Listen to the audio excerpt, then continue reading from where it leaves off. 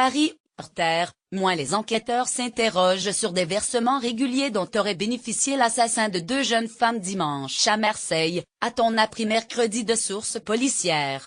Il y a eu des virements assez importants et réguliers sur son compte. On essaye d'identifier l'émetteur, a déclaré cette source à Terre.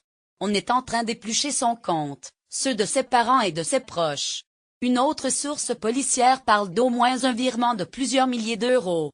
Selon Le Parisien, Ahmed Anachi, un ressortissant tunisien de 29 ans, avait reçu au total 2 000 € dans les jours précédant le double assassinat. L'État islamique a revendiqué l'attaque de Marseille, une revendication qui serait étayée par le versement de sommes d'argent à un individu censé être sans domicile fixe. 5 personnes ont été interpellées et placées en garde à vue mardi dans le cadre de l'enquête ouverte par la section antiterroriste du parquet de Paris. Selon le procureur de la République de Paris, le tueur avait eu affaire 7 fois à la police française depuis 2005 mais n'avait jamais été condamné et n'était pas connu des services antiterroristes.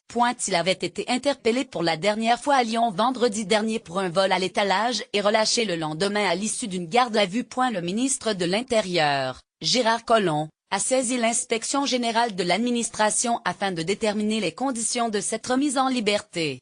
Emmanuel Jarry, avec Service France, édité par Yves Clarisse, droit d'auteur 2017, Thomson Reuters. Al Right Reserved.